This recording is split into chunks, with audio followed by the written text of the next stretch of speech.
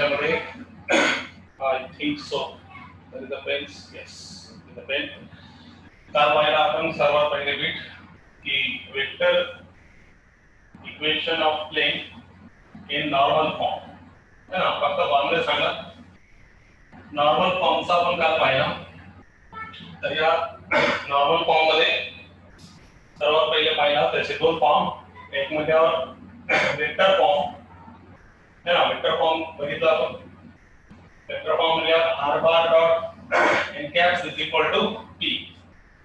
That this n caps is a where n caps is a unit vector to the normal. Normal चा unit vector आणि हा p म्हणजे distance of the plane from the origin. त्यानंतर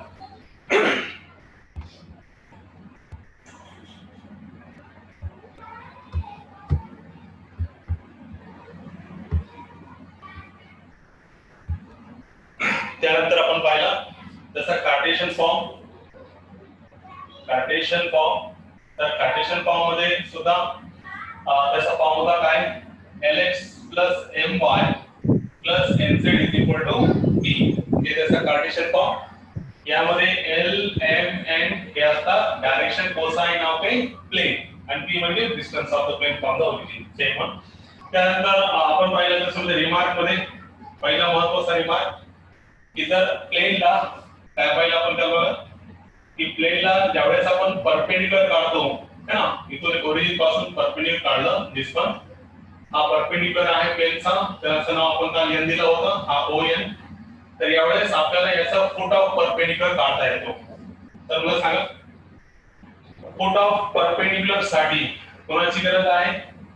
या नॉर्मलचे direction cosine म्हणजे l m n आणि याचा distance हे जर माहित असेल for finding the coordinates of foot of perpendicular आपल्याला दोन गोष्टीची महत्त्वाची गरज आहे म्हणजे गरजेची आहे. एक म्हणजे डायरेक्शन कोसाइन त्या नॉर्मलचे म्हणजे परपेंडिक्युलरची आणि त्यांनी कव्हर केलेला डिस्टन्स हे दोघांचा गुणाकार म्हणजे तुम्हाला फुट ऑफ परपेंडिक्युलरचे कोऑर्डिनेट्स. 1 मिनिट.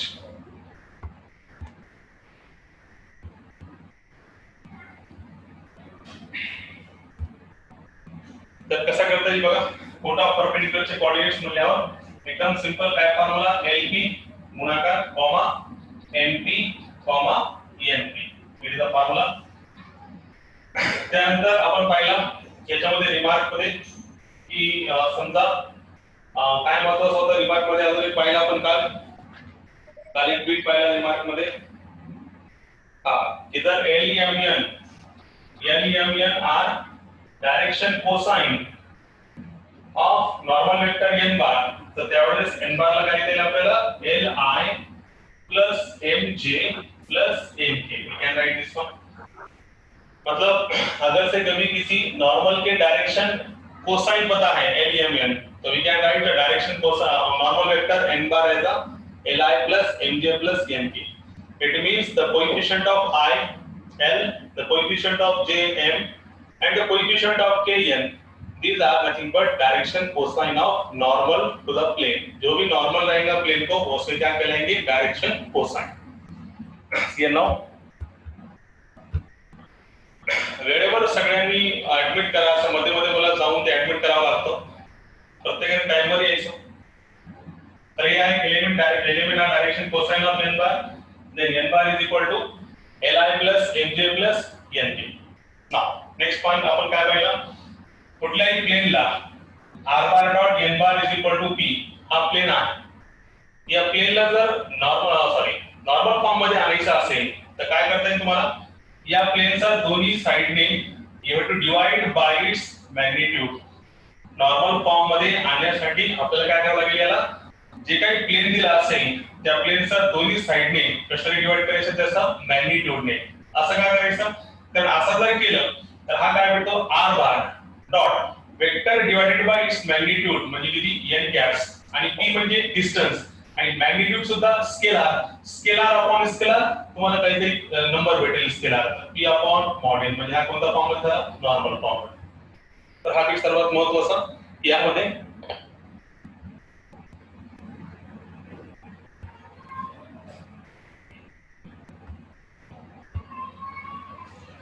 की याच्यामध्ये तुम्हाला डायरेक्शन कुठल्याही प्लेनला हे जर प्लेन असा फॉर्म मध्ये असेल तर त्याला नॉर्मल फॉर्म मध्ये आणता येतो. इथपर्यंत आपण पाहिला आहे प्लेनचा वेक्टर फॉर्म, नॉर्मल फॉर्मचा वेक्टर फॉर्म, नॉर्मल फॉर्मचा कार्टेशियन फॉर्म, पुट ऑफ परपेंडिक्युलरचे कोऑर्डिनेट्स LP, MP, NP, एलिमेंटचे डायरेक्शन कोसाइन असेल नॉर्मल वेक्टरचे, नॉर्मल वेक्टरला असा लिहिता येतो. त्यानंतर हा सर्वात महत्त्वाचा, एखादा प्लेन जर असतील, कोई भी प्लेन अगर से है तो we can reduce the plane into its normal form. तो उसके लिए क्या करना पड़ेगा, दोनों साइड से डिवाइड करना पड़ेगा उसके मैग्नीट्यूड से, dividing both side by its magnitude, then it reduced into the normal form. इतना अगर से किसी को आता है तो on the basis of that we can solve the problem exercise 6.3 we can solve very easily. उसके आधे से ज्यादा प्रॉब्लम अभी सॉल्व हो जाएंगे. तो देखो अभी how to solve the problem part of that one, exercise 6.3. मुलांना प्रत्येक वेळेस सांगायलो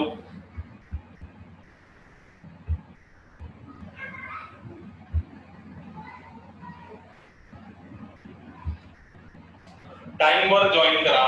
मध्ये मध्ये मला डिस्टर्ब होतो, पुन्हा ते जॉईन करायला पण डिस्टर्ब होतो. 3 ला म्हणलं तर 3 चा अगोदरच जॉईन पाहिजे. तर बघा आता एक्सरसाइज 6.3 मध्ये पहिला प्रश्न असा दिला याच्यामध्ये की find the vector equation of plane which is at a distance 42 units from the origin and which is the normal to the vector. म्हणजे already normal to the vector दिलेला आहे, म्हणजे नॉर्मल फॉर्म ऑफ प्लेन आपल्याला माहित आहे, फक्त तो प्लेनची equation काय असेल तो काढायचा आहे. क्वेश्चन बघून घ्या.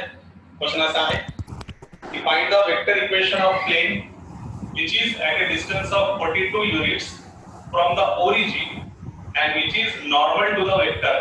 म्हणजे काय याच्यामध्ये काय कंडिशन दिलेली आहे बघा, हा 3 डायमेन्शनल स्पेस मध्ये हा जे प्लेन ठेवलेला आहे, या प्लेनचा ओरिजिन पासून डिस्टन्स दिलेला आहे 42 आणि हा जे नॉर्मल वेक्टर आहे ON, याचा पोझिशन वेक्टर पण दिला आहे ON बार, तो म्हणजे काय n बार, आणि तो किती 2i + j आणि किती -2j. हा नॉर्मल वेक्टरचा पोझिशन वेक्टर दिलेला आहे, डिस्टन्स म्हणजे p दिलेला आहे, p = 42. असा असताना या प्लेनची इक्वेशन काय असेल. तर remember one thing here, whenever the distance from the origin and the vector given to us, तर तो प्लेन म्हणजे फक्त कोणता प्लेन असेल तो नॉर्मल फॉर्म, म्हणजे तो प्लेन असा असेल r bar dot n cap = p. म्हणजे डायरेक्टली तुम्ही याच्यामध्ये आपण कोणाची इक्वेशन काढालो, नॉर्मल फॉर्मची इक्वेशन काढालो. तर याच्यामध्ये आपल्याला p दिलेला आहे 42. आता आपल्याला नॉर्मल मध्ये युनिट वेक्टर माहित आहे, युनिट वेक्टर पाहिजे, आणि आपल्याला वेक्टर काय दिले आहे n बार. तर या n बारला युनिट वेक्टर मध्ये कन्वर्ट करून तुम्हाला फक्त नॉर्मल फॉर्म मध्ये काय करायचं ठेवायचा, तर ऑटोमॅटिकली आपल्याला त्या प्लेनची इक्वेशन येऊन जाणार. पुन्हा हिंदी मध्ये सांगतो, यहाँ से यहाँ तक का डिस्टेंस दिए वाला है और ये नॉर्मल वेक्टर का जो ON है उसका पोजीशन वेक्टर भी दिए वाला है 2i + j - 2k. अपने को निकालेगा है ये प्लेन की इक्वेशन. इसका मतलब जब कभी किसी का डिस्टेंस ओरिजिन से और उसका वेक्टर दिया रहेगा तो वो कौन सा फॉर्म में रहेगा, उसके नॉर्मल फॉर्म में. मतलब ये प्लेन की इक्वेशन निकालने का तो सिंपली ये नॉर्मल फॉर्म में तुमको रखना पड़ेगा. तो नॉर्मल फॉर्म में रखने के वास्ते p तो मालूम है 42, मगर यहाँ पे यूनिट वेक्टर मालूम नहीं है, मगर वेक्टर मालूम है. तो सबसे पहले काम यूनिट वेक्टर निकालेंगे और उसमें रख देंगे, तो ये प्लेन की इक्वेशन अपने को मिल जाएगी. तो कैसा CN नाउ. तो यहाँ पे अपन बोलेंगे क्या बोलेंगे, यहाँ पे थ्योरी लिखना पड़ेगा पहले, the equation of plane at A distance of p units, at a distance of p units from origin and whose unit vector is normal to plane is what is the formula? इसका formula है r bar dot n cap = p. Call it equation number 1. Now आपल्याला काय दिलेलं आहे, आपल्याला दिलेलं आहे n bar vector. n bar what is vector 2i.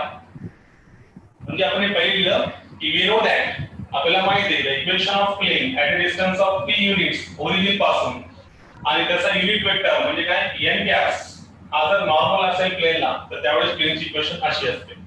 तर त्यामुळे इथे आपल्याला एन बार दिलेला आहे 2r प्लस जे मायनस 2k आणि p दिलेला आहे डिस्टन्स तो किती आहे 42. तर इक्वेशन 1 मध्ये ठेवण्यासाठी इक्वेशन 1 मध्ये नॉर्मल वेक्टर म्हणजे युनिट वेक्टर आहे आणि ते काय n बार आहे. तर पहिला काम त्याचा मॅग्निट्यूड काढणे काय भेटेल सांगा 4 प्लस 1 प्लस 4 म्हणजे किती 3. आता युनिट वेक्टरचा formula vector divided by its magnitude किती त्याला सांगा 2i plus j minus 2k divided by 3. It is a unit vector. आता युनिट वेक्टर कळाला डिस्टन्स दिलेला आहे हे सगळं कशामध्ये ठेवायचं पहिल्या इक्वेशन मध्ये. तर मी ते लिहितो बिफोर खाली दिसत नाही असं मला वाटायला इथपर्यंत दिसायला तुम्हाला ठीक आहे काय अडचण नाही. खाली दिसते का बघा एकदा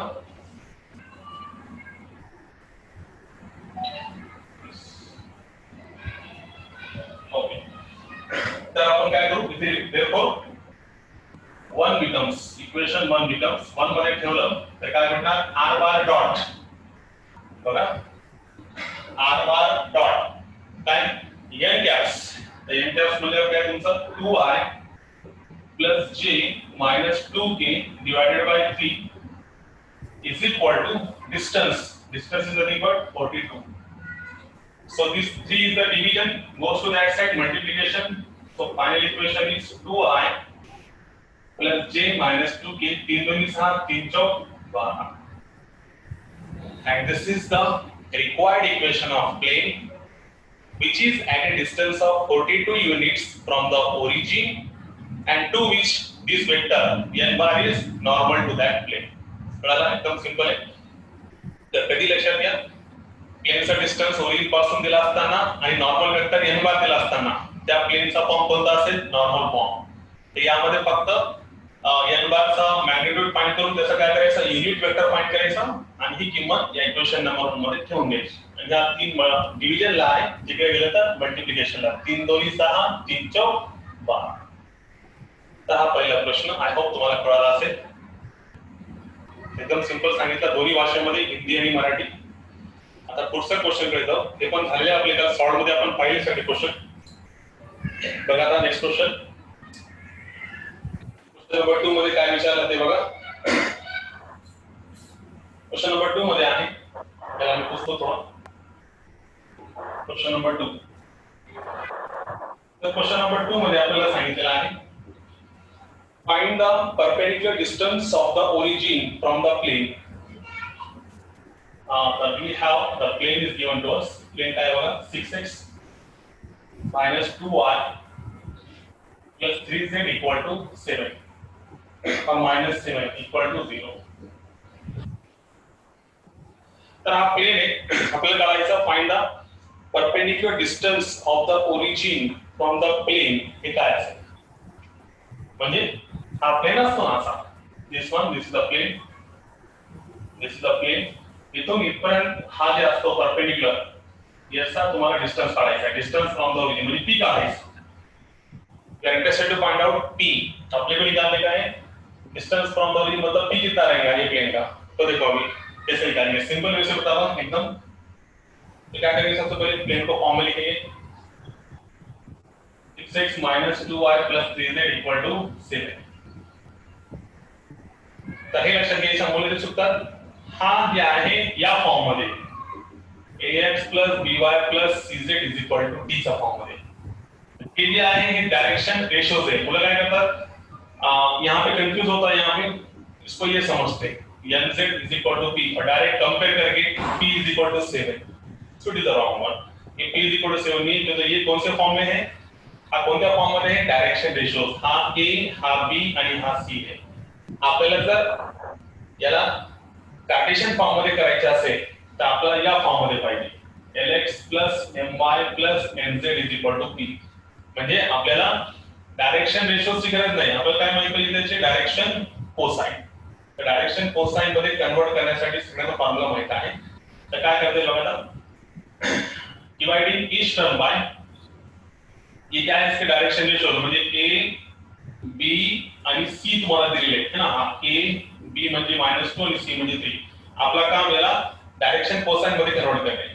तो एक बार डायरेक्शन कोसाइन में कन्वर्ट हो गया तो हम इसको कंपेयर करेंगे Lx plus My plus Nz is equal to P और कंपेयर करके perpendicular distance from the origin निकालेंगे। तो इसके लिए क्या करेंगे, CN know very simple concept, क्या करेंगे इसके लिए, for converting into the direction cosine, ये डायरेक्शन रेशियो है, डायरेक्शन कोसाइन में कन्वर्ट करने के लिए क्या करेंगे, डिवाइड ईच टर्म बाय, कशा डिवाइड करते हैं बघा, अंडर रूट मध्ये a square plus b square plus c square degree 36 plus 4 plus 9 याच्याने डिवाइड करता येईल। म्हणजेच याला जर आपण सॉल्व केलं तर किती भेटणार बघा, रूट 49 म्हणजे किती 7। याच्याने जर डिवाइड केलं तर मग किती भेटणार बघा, 6 by 7x 2 by 7y 3 by 7z 7 bye 7 प्रत्येक टर्मला इकडच्या साइडला सुद्धा तिकडच्या साइडला सुद्धा दोन्ही साइडने डिवाइडिंग ईच टर्म, प्रत्येक टर्मला या से डिवाइड करायचं। मग आता सांगा जरा 6 by 7x 2 by 7y 3 by 7z is equal to 1। now compare this plane with that plane, या प्लेनला या प्लेनशी कंपेअर करा, कोणत्या प्लेनशी, या Lx plus My plus Nz is equal to P। तर मला सांगा P किती भेटला, 1। P किती भेटला, 1। तर आपल्याला काय सांगता येईल, therefore आणि हे काय तुमचं n म्हणजे डायरेक्शन कोसाइन, m म्हणजे हा दुसरा डायरेक्शन कोसाइन, n म्हणजे हा तिसरा direction cosine. so therefore the distance of or the perpendicular distance असेल इथे शॉर्ट मध्ये, therefore the perpendicular distance from the origin is किती तुम्हाला, it is 7, sorry it is 1, okay sorry is P is equal to 1। in short असेल is P is equal to 1। I hope you got that one। it is a very simple question। Perpendicular distance काढायचे असेल तर पहिले या constant इकडे नेला तर हा कोणत्या फॉर्म मध्ये ax by cz is equal to d म्हणजे डायरेक्शन रेशियोचा फॉर्म मध्ये, आपल्याला कशामध्ये पाहिजे, डायरेक्शन कोसाइन म्हणजे Lx My Nz। तर डायरेक्शन कोसाइन मध्ये कन्वर्ट करण्यासाठी x y z चे कोएफिशिएंट्सचा स्क्वेअर 36 4 4 आणि हे 9 7 प्रत्येकाला 7 ने डिवाइड केलं। Okay, so this is the question number 2। now we proceed to the next question number 3। so see now question number 3 मध्ये काय करता येईल ते लक्षात घ्या। we started the question number 3 here। तर या क्वेश्चन नंबर 3 मध्ये बघा क्वेश्चन आहे find the coordinates of the foot of the perpendicular drawn from the origin to the plane। आता हा क्वेश्चन घेतलेला आहे मी, म्हणजे सॉरी थेरी सांगितली आताच। या कार्टेशियन फॉर्म मध्ये हा प्लेन आहे, हा प्लेनचा आपल्याला काढायचा फुट ऑफ परपेंडिकुलर ओरिजिन पासून, म्हणजे याचे कोऑर्डिनेट्स काढायचे। तर काय असतो फॉर्म्युला, LP MP NP हा कोऑर्डिनेट्स आहे। म्हणजे आपल्याला या नॉर्मलचे काय काय माहित पाहिजे, डायरेक्शन कोसाइन आणि काय माहित पाहिजे, परपेंडिकुलर डिस्टन्स। हे माहित असेल तर आपल्याला फुट ऑफ परपेंडिकुलरचे कोऑर्डिनेट्स काढता येतो। ठीक आहे, मग आता बघा काय करता येईल, काय दिलं आपल्याला पहिले बघू। सर्वात पहिले आपल्याला प्लेन दिलेला आहे। सो वी हॅव प्लेन बघा 2x plus 6y minus 3z equal to 63 हा प्लेन आहे। ओके, हा कोणता प्लेन आहे सांगा बरं, हा प्लेन आहे ax plus by plus cz is equal to d म्हणजे डायरेक्शन रेशियोचा फॉर्म मध्ये। आपल्याला काय पाहिजे, डायरेक्शन कोसाइनचा फॉर्म मध्ये। आपण जर डायरेक्शन कोसाइनचा फॉर्म मध्ये आणलं तर ऑटोमॅटिकली आपल्याला काय भेटणार, L M N आणि P सगळे भेटून जाणार आणि फक्त इसका मल्टीप्लिकेशन करायचं। बघा कसं, आता मागच्या सारखं सेम, पिछले बार जैसे करा था वैसे से क्या करेंगे बोलो, divide both side by under root of, बोलो x का कोएफिशिएंट 4 36 9 वही आया मतलब 7। ठीक है, तो therefore क्या मिलेगा, 2 by 7x 6 by 7y 3 by 7z is equal to 63 by 7 7 9 63 7 9 63। तो ये प्लेन ऐसे फॉर्म में आ गया ना, comparing with that plane Lx plus My plus Nz is equal to P। इससे कंपेयर करो तो पहले direction cosine L direction cosine पहले कितना मिला 2/7 m 6/7 n -3/7 आणि p किती भेटला तो आपल्याला 9. l माहित आहे, m माहित आहे, n माहित आहे, p माहित आहे. सो देयरफॉर आणि सगळंच माहित आपल्याला. देयरफॉर इथे दिसते का मला वाटत नाही दिसते का इथे लिहितो मी थोडं बघू नाही तर मी इथे लिहितो therefore इथे लिहितो therefore the coordinates of foot of perpendicular from the origin is काय फॉर्म्युला LP MP NP याच्यात ठेवा फक्त L म्हणजे 2 डायरेक्ट ठेवू का LP 2/7 into 9 18/7 है ना 9 2 18 9 सक किती 54 आणि तिसरा किती 9 म्हणजे -27/7 answer -27/7 that answer. I hope you got that one. It is question number 3. Put up perpendicular coordinates. पहिले प्लेनला या फॉर्म मध्ये आणला LH MY NZ कंपेअर केला L भेटला M भेटला N भेटला आणि P भेटला फक्त याच्यामध्ये ठेवून दिले हे फॉर्म्युला पॉइंट पाहिजे LP MP NP coordinates of foot of perpendicular चा बस संपला. It is our question number 3. I hope you got that one. Now we proceed to the question number 4. याची गरज नाही ऑफलाइन व्हिडिओ तुम्हाला मी नेहमी पाठवलेस त्यावेळेस तुम्हाला पॉज करून त्याला ते लिहिता येतो त्यामुळे फक्त ते समजून घ्यायचे किंवा तुमचा स्क्रीनशॉट घेता येईल तुम्हाला मोबाईलवरचा. Okay so let's start now. Question number 4. Question number 4 मध्ये बघा असाच क्वेश्चन आहे सेम क्वेश्चन आहे reduce the equation to normal form and hence find the length of perpendicular from the origin to the plane and direction cosine of normal. म्हणजे पहिल्यांदा या प्लेनला normal form मध्ये आणा पुन्हा नॉर्मल फॉर्म मध्ये आणलं आणि कंपेअर केलं तर डायरेक्ट p भेटणार. p म्हणजे काय distance of plane from the origin or perpendicular distance from the origin and direction cosine म्हणजे काय l m n same question. बघा कसं we have the plane दिलेला पहिले घेऊन टाकू. So this answer we have mistake over so yes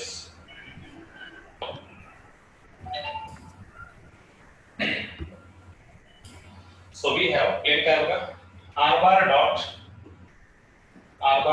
3i plus 4j plus 12k is equal to 78. अब हा प्लेनला कोणत्या फॉर्म मध्ये आणायचं सांगा नॉर्मल फॉर्म मध्ये. तर हा प्लेन कोणत्या फॉर्म मध्ये हा प्लेन आहे r बार हे काय तुमचा n bar is equal to p या फॉर्म मध्ये प्लेन आहे. तर या प्लेनला पहिल्यांदा काय करावं लागेल तुम्हाला divided by its magnitude on both side. Normal मध्ये आणायचे असेल तर vector divided by its magnitude तुम्हाला काय भेटणार r bar dot n caps is equal to p. कळलं तर प्लेन कोणत्या फॉर्म मध्ये r bar dot n bar is equal to p. याला जर नॉर्मल फॉर्म मध्ये करायचे असेल तर याला काय करावं लागेल त्याचा मॅग्निट्यूड ने डिवाइड करून युनिट वेक्टर मध्ये कन्वर्ट करावं लागेल. तर कसं करता येईल ते बघा see now very simple one. तर पहिला काम क्लियर n बार म्हणजे काय तुमचं 3i 4j आणि 12 याचा मॅग्निट्यूड किती सांगू मॅग्निट्यूड ऑफ n बार किती 9 प्लस 16 प्लस 144 म्हणजे 13 राइट. मला त्याचा युनिट वेक्टर काय झाला सांगा unit vector is nothing but vector divided by its magnitude. तर एक काम करू देयरफॉर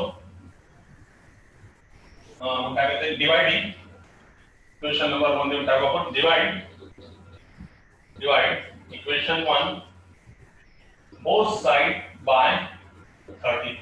तर काय भेटणार बघा r bar dot 3i 4j 12k भागिले 30 is equal to 78/30. तर काय भेटणार बघा r R bar dot 3/13i वाटून द्यायला मी प्लस 4/13j 12/30k 13 हा प्लेन कोणत्या फॉर्म मध्ये R bar dot N caps is equal to P या फॉर्म मध्ये. तर पहिला दिसते का हा मला वाटत नाही एवढा दिसते तुम्हाला पण ठीक आहे. तर हा कोणता फॉर्म मध्ये झाला R bar dot N caps is equal to P या फॉर्म मध्ये झाला. त्याच्यामध्ये पहिला प्रश्न विचारला की द लेंथ ऑफ पहिला प्रश्न काय विचारला the length of perpendicular from the origin to the plane. तर पहिला प्रश्न answer p is equal to how much 6 आणि दुसरा प्रश्न विचारला डायरेक्शन कोसाइन ऑफ नॉर्मल. मला सांगा त्याच्यामध्ये डायरेक्शन कोसाइन ऑफ नॉर्मल काय असेल. डायरेक्शन कोसाइन ऑफ नॉर्मल म्हणजे हा l हा तुमचा n हा तुमचा n. Direction cosine of normal काय झाले l 3/13 n किती आला 4/13 आणि n किती आला 12/13 आला. हा r bar dot n caps is equal to p. It is a unit vector along normal. म्हणजे कोणाचा युनिट वेक्टर आहे नॉर्मलचा. नॉर्मलचा म्हणजे परपेंडिक्युलरचा. त्यामुळे ij चे कोएफिशिएंट जे असतील ते काय असतील तुमचा l and n direction cosine of normal. हे प्रश्नाचा आन्सर हा झाला क्वेश्चन नंबर 4.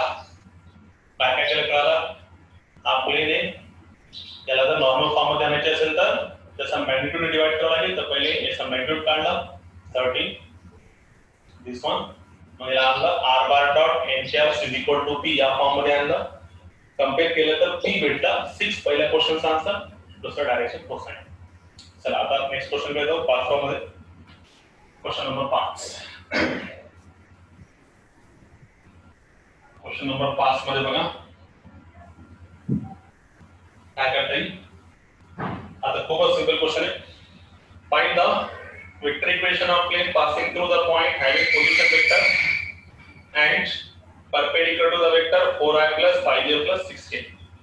म्हणजे असे प्लेनची इक्वेशन काढायचं जे की एका पॉइंट मध्ये पास आहे आणि ह्या दिलेल्या वेक्टरला तो काय आहे परपेंडिक्युलर आहे. सिंपल आहे. प्लेनचा फॉर्म पार्ट आहे पहिला plane. We know that start इथून करता येईल तुम्हाला व्हीज नाही तुम्हाला लिहावं लागेल. We know that the equation of plane passing through one point and perpendicular to given vector is काय formula r bar dot n bar is equal to a bar dot n bar. याचा miss झालेला आहे त्यांनी पहिला lecture पाहावा प्लेनचा त्यामध्ये समजून सांगितलं. हा पहिला फॉर्म की जर प्लेन एखाद्या पॉइंट मध्ये पास होत असेल आणि एखाद्या वेक्टरला परपेंडिक्युलर असेल तर प्लेनचा हा फॉर्म आहे r bar dot n bar is equal to a bar dot n bar. तुम्हाला सांगितले आहे दिले हियर n बार दिलेला आहे. पहिल्यांदा a बार दिलेला आहे. What is your a bar. a bar is nothing but i + j + k i + j + k आणि n बार दिलेला आहे. मामूल वेक्टर दिले 4i + 5j + 6k. ठीक आहे. मग आता therefore 1 becomes 1 ठेवून द्यायचा. तर काय भेटेल r bar dot 4i 5j + 6k is equal to a bar dot n bar i + j + k चा डॉट प्रोडक्ट n सोबत 4i 5j आणि 6k याचा डॉट प्रोडक्ट घ्यायचा. डॉट प्रोडक्ट म्हणजे काय सगळ्यांना माहिती आहे i चा गुणाकार i dot i 1 तर इथे काय 1 * 4 इथे काय 1 * 5 इथे किती 1 * 6 बस गुणाकार करा 4 + 5 + 6 किती 6 4 6 5 किती. ओके एकदा पुन्हा बघून बरोबर आहे का. यस 4 + 5 + 6 किती आहे 6 4 10 5 15. This is the required equation of plane r bar dot 4i + 5j + 6k is equal to 15. हा तुमचा क्वेश्चन नंबर 5 चा answer. Yes, it is question number 5.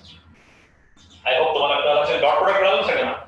I dot I 4 7 x सोबत j चा कोएफिशिएंट 1, j चा 5, k चा coefficient 1, k चा coefficient 6 multiplication करून 15 आला. ठीक आहे. Question number 6. Question number 6. We proceed to the question number 6. बघा क्वेश्चन नंबर 6 त्याच्यापेक्षा सिंपल सेम क्वेश्चन आहे. Find the Cartesian equation of plane passing through the point and the direction ratios of normal are. Plane एका point मध्ये pass आहे आणि नॉर्मलचे काय दिले direction ratios Cartesian form मध्ये म्हणजे काय दिले ABC बरोबर आहे. म्हणजे तुम्हाला इथे काय दिले A बार दिले. कशाला तुम्हाला A दिले ना. A पॉइंट काय तुमचा 1, -2, 3 प्लेन या पॉइंट मध्ये पास आहे. A of 1, -2, 3 म्हणजे हे तुमचा काय आहे माहिती का x1 y1 z1 आणि डायरेक्शन रेशो दिलेले A is equal to किती 0, B is equal to 2, C is equal to 5. बरं सांगा.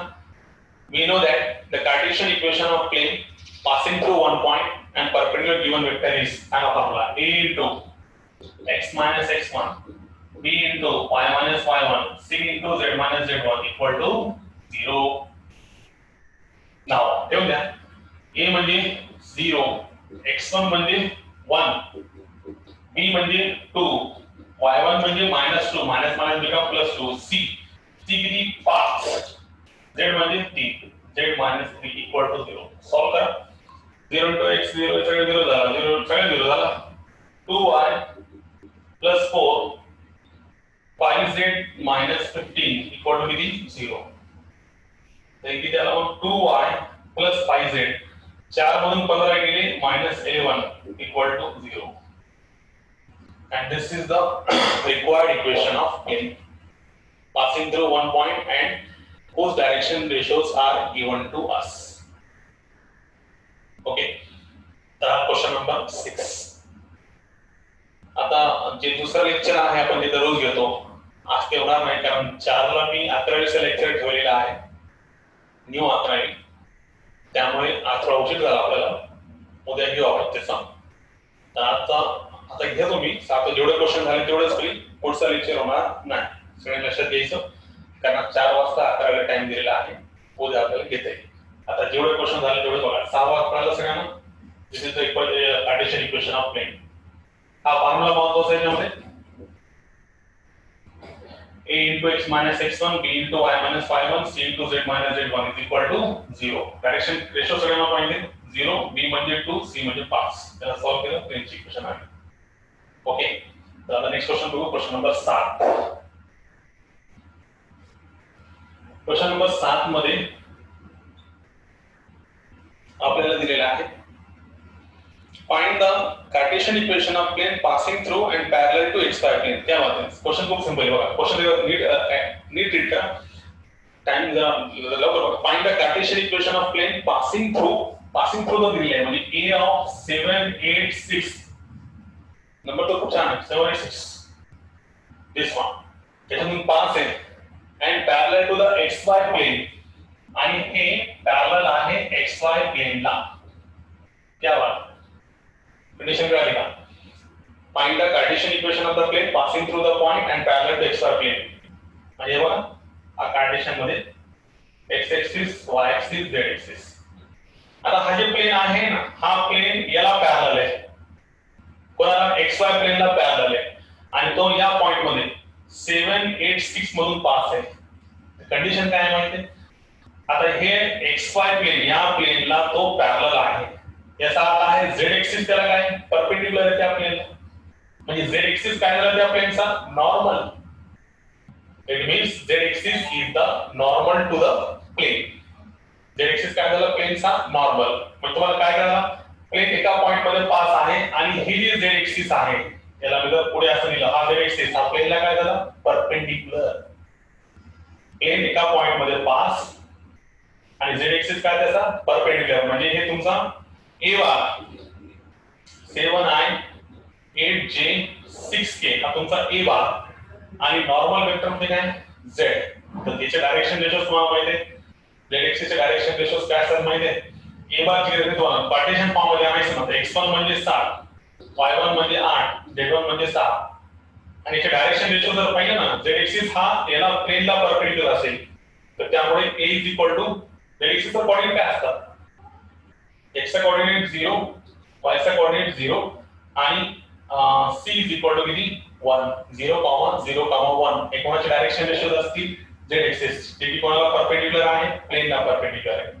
तर प्लेनचा x1 y1 z1 माहित आहे आणि प्लेन a b c चा डायरेक्शन रेशो माहित आहे. फक्त तुम्हाला याच्यामध्ये ठेवायचा a into x minus x1 b into y minus y1 c into z minus z1 equal to 0 है ना. the Cartesian equation of plane passing through one point and perpendicular हा नॉर्मल म्हणजे काय प्लेनला काय झाला तो परपेंडिक्युलर आणि याच्या आपल्याला काय डायरेक्शन